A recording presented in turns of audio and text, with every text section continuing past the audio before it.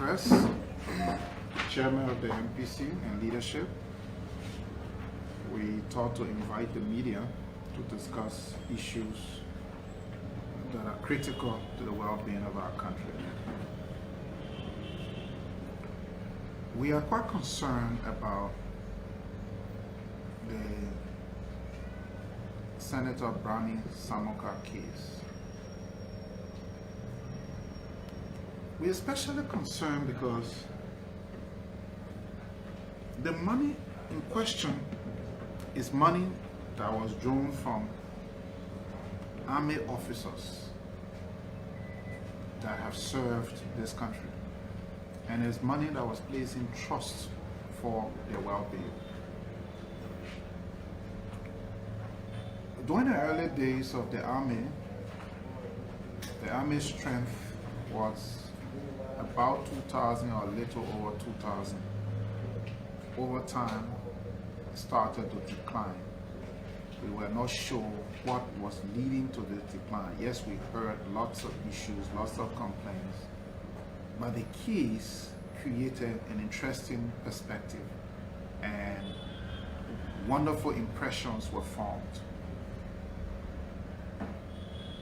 Money for the army people that was supposed to be placed in trust was consumed.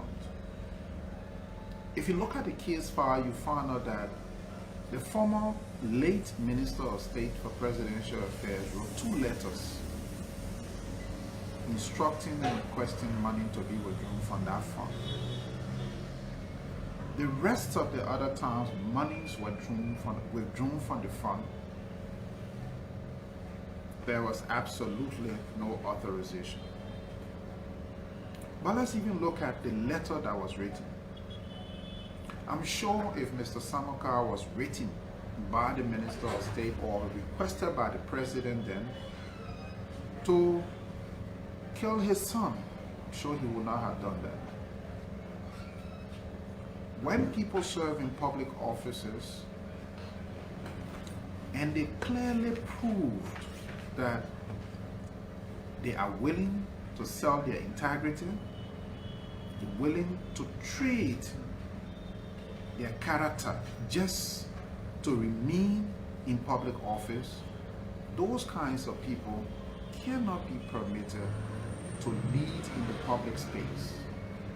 If he wants to lead in the private space, that's his choice. But in the public space, we must promote confidence.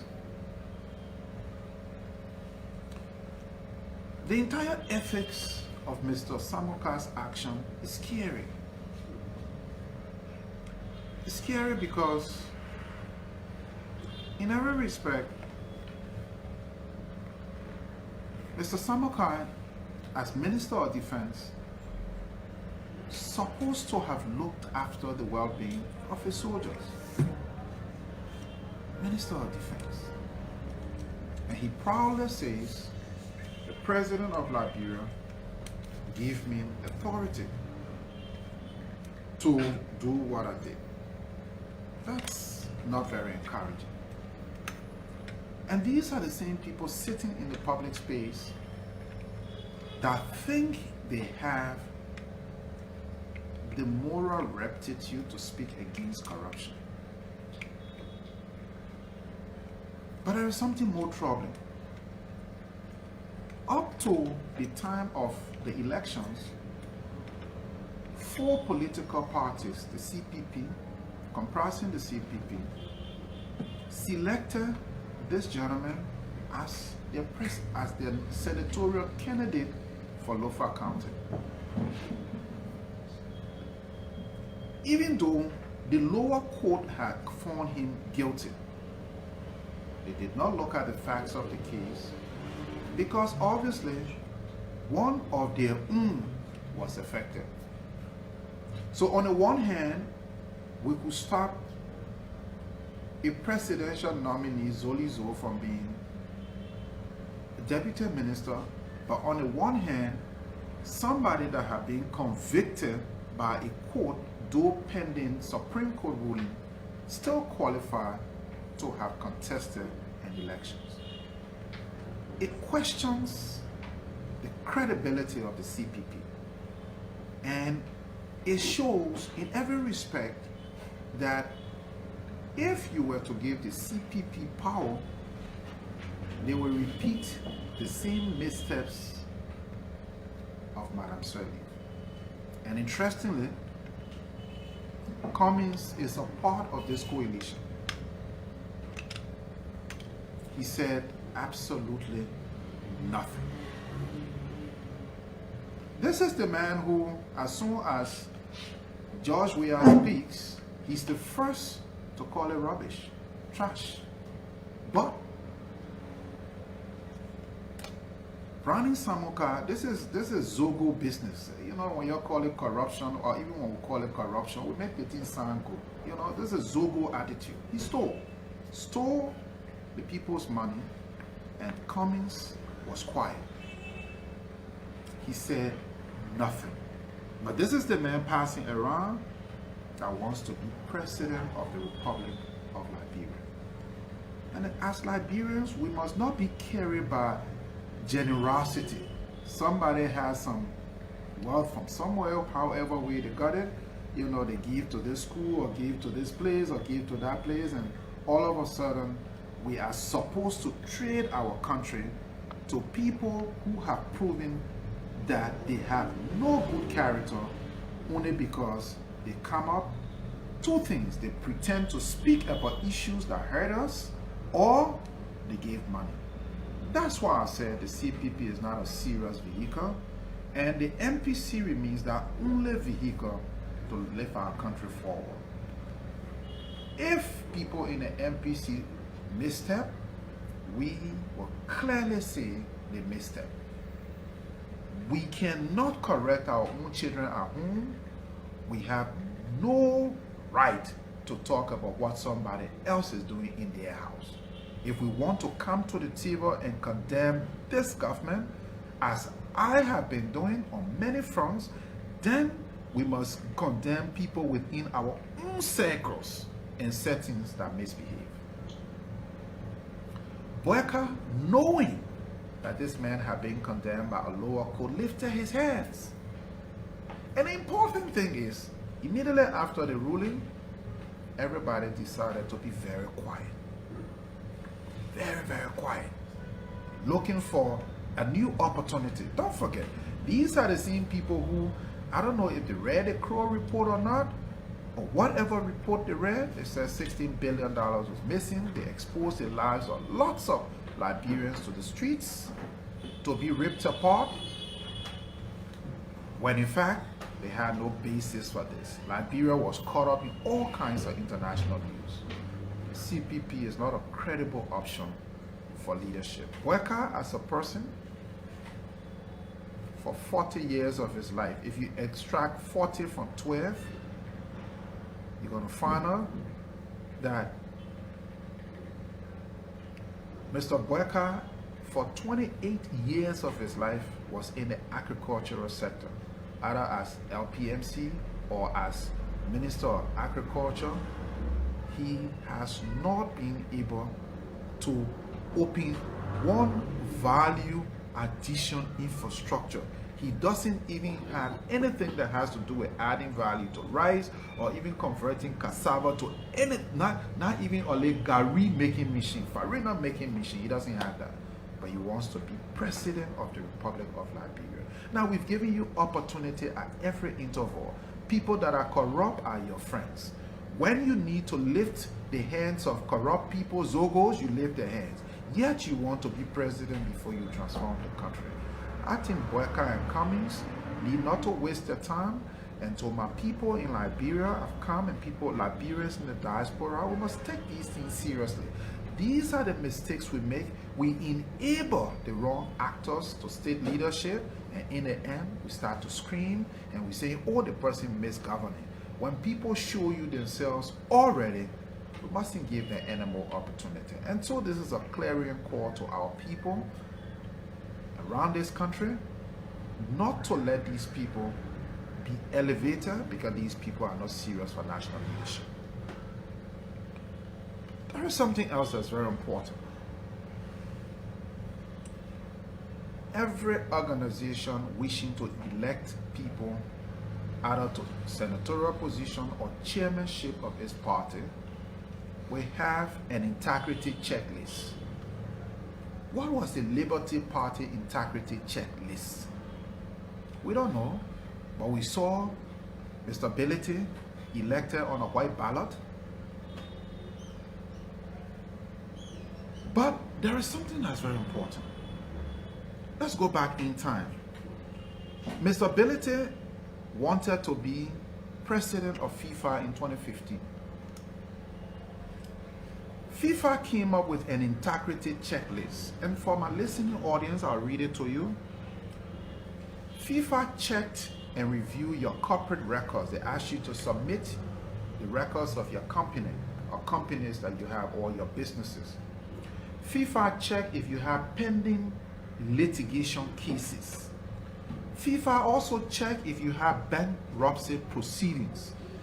FIFA checked if you have potential regulatory actions taken against you as a person. FIFA also reviewed media reports concerning potential red flags, fraudulent behavior, match manipulation, human rights violations.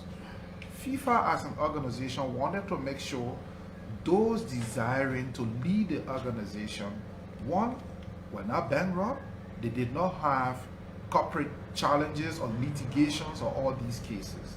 In the case of the Liberty Party, every political party is a government in waiting.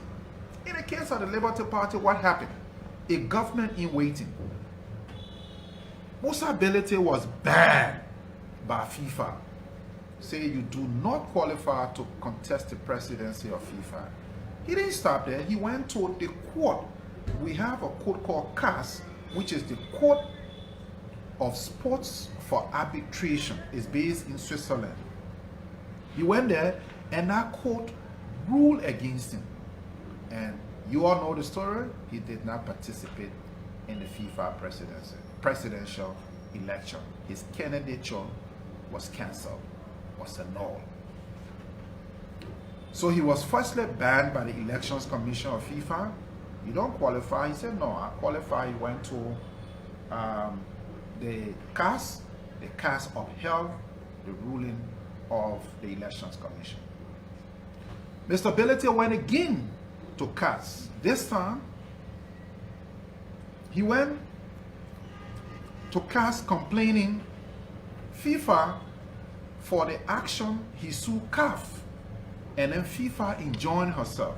And it was about the FIFA Secretary General, Miss Fatma Samura, who was to serve as an operating officer of CAF, it's the Confederation of African Football.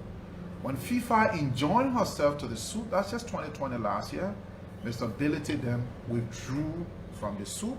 And so as a result, once he withdrew, he paid the court fees for CAF. He also paid CAF legal fees. CAF said he has spent 3,000 Swiss franc, which is about a little over $3,000. He also agreed to pay that. He withdrew the case. Later, Mr. Ability was again banned, as you all know, for 10 years and found 500,000 Swiss franc, which is a little over $500,000.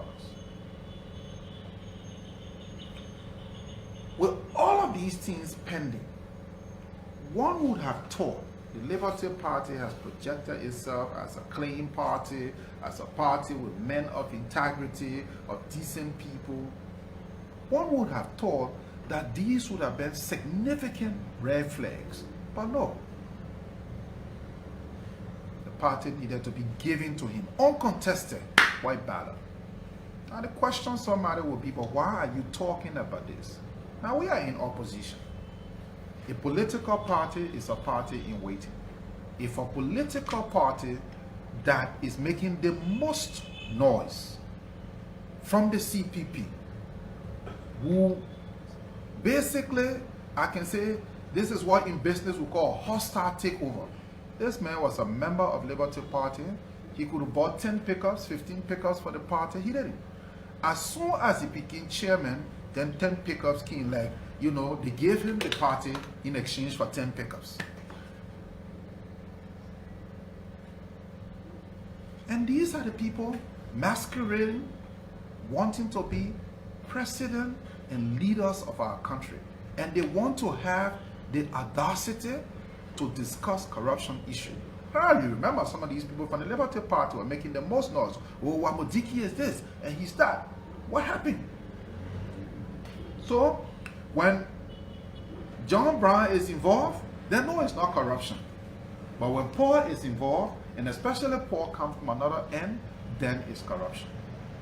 All we're saying, the same way we're going to assemble you as journalists to talk about ills in government, we will assemble you as journalists to discuss the missteps in the opposition. We are for the people of Liberia. We are on their side, and we are not for or against government or opposition. If it is wrong, it's wrong. A spade is a spade. Shaded people must not have an opportunity to partake in public governance in our country. People must go to court. When Madam Salif came to power, I had provided equipment to the Ministry of Public Work. I was framed. New Democrat reported it. We sued. We sued, and the GSC was enjoined to that suit, and we won that case. And the New Democrat came back appealing, and so we waived it. We won. The court awarded $900,000 for damage to our credibility. I think when people have issues, they should go to court and clear their name, not to try to play into these dynamics and then come under the impression of, oh, I appeal a matter. Because you appeal a matter does not mean you've been exonerated. It's the same thing that happened with Mr. Samuka. He appealed the matter, but now he's being convicted. And the court was even generous, gave a suspended sentence for 6 months and said, pay 50% of this money, this 1.4 million, within 6 months. My specific issue is, these are my compatriots, my friends in the opposition that also desire the leadership of our country. And they cannot say, Bossman, Brani Samoka and Musa Belete, you guys are Zogo. We can't take you forward. They can't say that. But instead, they carry them forward, they celebrate them. Everybody in the Liberty Party is quiet. We sell a whole party for 10 pickups. Imagine what we're going to sell Liberia for. It's sad.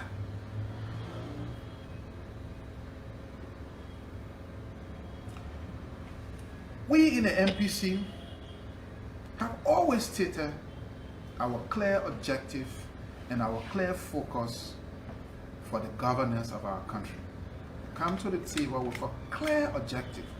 We believe that it's only if we change our focus, if we industrialize our country, if we cut the wastefulness in the public sector, and we've identified lots of different areas and ways in which these things can be done, that in many respects we will be able to move our country forward. And today we remind the people of Liberia that the opportunity to lead our country must be given to us so that we can have a better Liberia, not just for ourselves, for our children and our children's children. Today there's a celebration around that Mr. Wamodiki has resigned. But you see, let's not forget, a crime was committed, not just by himself, but by the president and the senators who confirmed this man. We are now saying the government of Liberia must now bring criminal charges against Mr. Wamodiki and have him punished for lying to us, pretending to be a Liberian citizen when he was not. We encourage the Ministry of Justice to hastily go about this process. Every salary received by Mr. Wamodiki over the period of the tenure of his office must be refunded, including padam and all other allowances, gasoline, because he lied to us, and the president must not protect us. This is unacceptable. We're also calling on the senators to look at this APN terminal container tracking number BVAC issues. living in Liberia is getting to be hell for the ordinary Liberians. It's getting to be hell. You bring in one container, you have to pay $250 for what? Long before container tracking number key were bringing in containers. You know, in other countries like Ghana, they have post destination inspection. Meaning you bring in your cargo, they inspect it right on the ground, they build the scanner right there. Here you have to pay BVAC. And right now it's COVID time. Even if you pay BVAC, their agents are not even on time at the time of inspection. So many times people just ship the container because there are lots of misses and you keep missing the shipping time. We can't have institutions here that just like a hyena on top of our people. Whoever is associated with these things, they need to be reviewed, and we're asking our senators to quickly review those things. We're also asking our senators to also review, now that we have a larger number of opposition senators in the House, to reopen the file regarding the 4 auditors that were killed. What really killed them? We need to understand. The narrative we've heard is that they sat in a car, the car was foaming, they were so helpless. In fact, they even brought the glass down when the car guy went to them. And you know, the ticket guy went to them and told him, you know, we like the foam, so we just stay in here and let it carry us. Very intelligent people. We think there is a need to investigate that, and there is a need to look at this matter thoroughly. There is also a need to repurpose government expenditure to create a larger private sector. There is a need to repurpose and refocus our educational infrastructure. We cannot be graduating young people, many of them doing political science, public administration, sociology, and then we say into the business community, come. If we have to add value locally, we have to have the skill set to add that value. We also want to encourage the Senate not to ever be persuaded to print a new family of banknotes. We're saying that there is a need to open community banks. There is a need to use mobile money, and immediately too, because we have more than 4 million people using mobile money, and we can use that as a means to leverage monetary policy. It's been wonderful talking to you, my people in Radio Land, and we'll come to you next week on another issue that's burning, and we may probably be considering some other actions, but we're talking to our lawyers before we do that. Thank you so much. It's been a pleasure talking with you. Yes, sir. Yeah. Go ahead. Yes, sir. My name is Dr. Shemer from KMTV. I'm concerned about 2 issues. One, your analysis about the political parties and the opposition, and then you talk about calling on Liberian that the MPC is the party that is up to the task. And the question is, how strong is MPC to win the hearts of Liberians based on election results? And then secondly, Senator DeLone made a social media statement using the Brandon Semcard situation in the area of the poor and soul, where God you saw as poor. And I read that on his official social media page. What do you make of that? That's what 2 concerns. So is the MPC strong enough? I strongly believe you, as a journalist from KNTV, following all these things, in fact, you have more media information than I have. I'm sure you will be influencing people and be influencing outcome, because bad leadership for our country means bad business for media. It means media cannot pay its employees. It means you wouldn't be able to pay tuition. So you have been able to see what myself as a person have brought to the public discourse in terms of the clear path You've also seen what I have done in terms of private sector initiative, and so I'm sure if you were to make a choice, I'm going to be your man. Regarding what Senator Dillon said, I didn't read it, but all I can say, I'm very disappointed that the Liberty Party was subjected to a hostile takeover in the face of people who project themselves to be integrity advocates, and pickups surfacing suddenly from a member of the party that had been member of the party since 2016 or 17. We're very troubled by those outcomes, and we encourage them to correct the missteps. Yes, sir. My name is Corey Skanga and I come from Truth FM. There are one quick concern. So, the outbreak of this Ebola virus in Guinea. Order are calling for President we had to quit his entire country tour because it's a threat to the country. What's the bit about it? Do you think it's necessary to quit the entire tour right now? Well, it depends. Quit your country tour. Is Ebola in Liberia? If it is not, then why should he? If it is, being president of Liberia, I'm sure he can take care of himself. But I'm not sure how a president taking county tour hurts everybody else. The president is going with his entourage, and he can help himself. When we had Ebola in Liberia, Ellen Johnson Sirleaf was here. She was going around, you remember? So I don't see how that could relate. If somebody say close the border, I would say yes, I agree, because you don't want such a thing coming in, right? Because Cote d'Ivoire closed her border. From history, we're arguing about closure of the border, and there was non-closure of the border at the time, and Ebola came in from Guinea and from Sierra Leone. Cote d'Ivoire shut her border with both Guinea and Liberia, and Cote d'Ivoire did not suffer from Ebola. So I don't see how an individual, the president and his cabinet traveling, I don't see how that spreads Ebola in any way. So far, we have not heard yet that there is a proven case of Ebola in the country. We do know that there is a proven, or there were proven cases, or there are proven cases of corona. So if people say, well, the president will be encouraging large gathering as a result of corona, that's a completely different issue. But they just say stop because of Ebola. We don't know if there's Ebola in the country, so it's difficult to really say or support that. Yeah, lastly, I'm Truman Freeman and I report for Fabric. You question the credibility of Honorable Samuka and the CPP, stating that this was a Zobo attitude, like in your own words.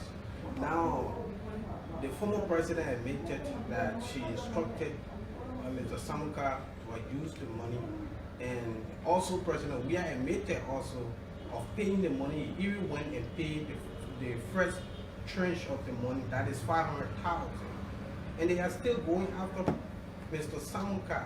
Don't you see this as a witch hunt where President we are himself admitted that we will pay the money, we will refund the money? Bossman, there's political action and there's legal action. So when the Ministry of Justice deemed, now let's look at the action. Was the act committed where people's private money taken from their pay, was it illegal that it was consumed the way it was? Yes, it was. Now, if I were in that position and let's say our Minister of Defense and the President had asked me to use that money, you know what I would have done? I would have said, Madam President, I have a different idea. I would take that pension arrangement and work it out, pay that money directly to Social Security, because it's pension fund. Social Security is for that, right? Pay them and then let Social Security loan the government. In a way, it's institution to institution, is properly organized. But even if we came out and say, yeah, we acknowledge it, we pay the money, Madam Sirleaf say, yeah, we use the money, does that make it legal? Does that remove the crime that was committed? So there is political action and there is legal action. If you I hate your son, I'm not praying that happen. If I hate your son, if you decide, well, the hating of my son, I will forgive Mr. Freeman. It does not remove the crime that was committed. Do you understand the two here? So what is now being pursued is the crime that was committed, so that it serves as a deterrent. And we must be careful. You see, when we encourage these things, people that are currently serving in government, this president could tell somebody serving in government, oh, take this money and let's eat it. Let's do this. And the person will say, because the president says so. This is how people build strong societies, strengthen the institutions of government, so that a current administration will learn from it. So even if it's a current finance minister or a current defense minister where money is put aside for the army, you are told, let's eat it, and you eat it, this case serves as an example.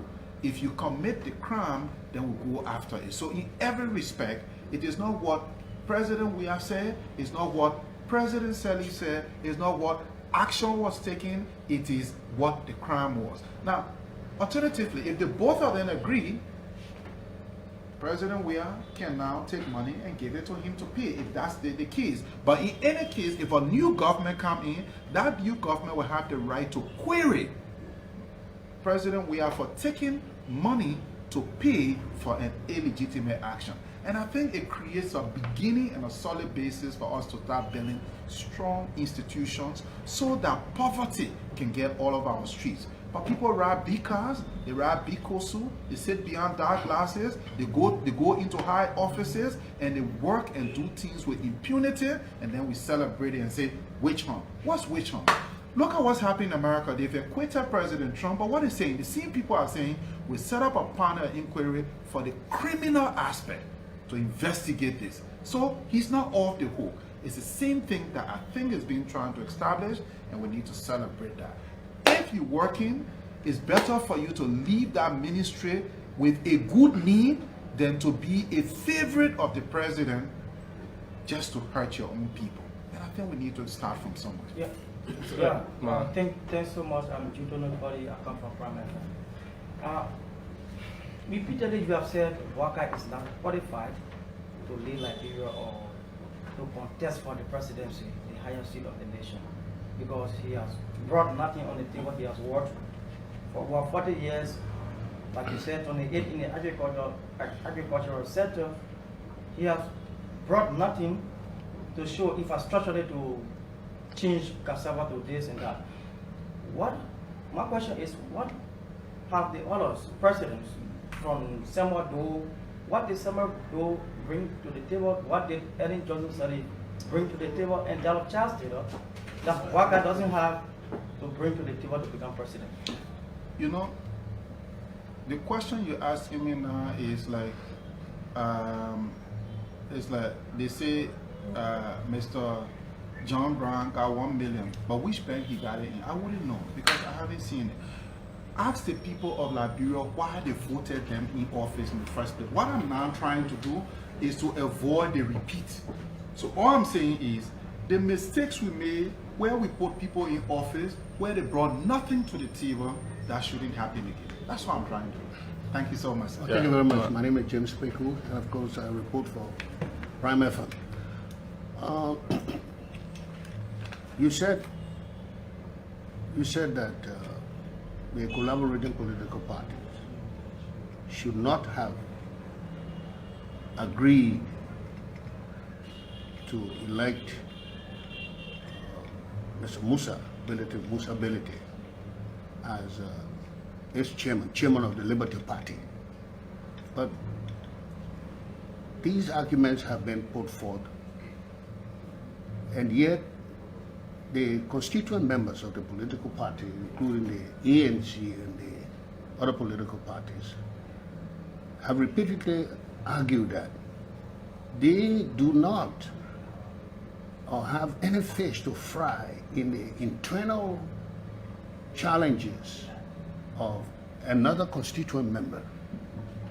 What do you respond? What is your response to that? Okay, but they have fish to fry when Wamodiki is said not to have integrity because he lied.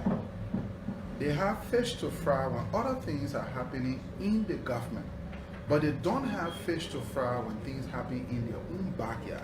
But that's why we're saying these people are not serious, because they set one standard for somebody else and set another standard for themselves. So all we're saying in short, look, the way these people are selling their boning, the people of Liberia must not buy that boning. And there's a better boning here to be bought, because we selling our boning clearly, it tasted, and it got no rottenness in it. Fresh fish. We have not preserved our fish any other way. It's proper, it's clean, and it's good to go. Finally, from my Yeah. Go ahead. Yeah, my name is Amos Gonzalez from Fortune TV. I'm concerned about the APN terminal issue. There has been a debate in the House of Representatives concerning the APN terminal, and the MD was even invited, and he told me a very bad agreement for the country. Some lawmakers are arguing that it be repealed, some say it should be reviewed. What is your take on that? Again, I have not read the APN terminal clause and or the agreement.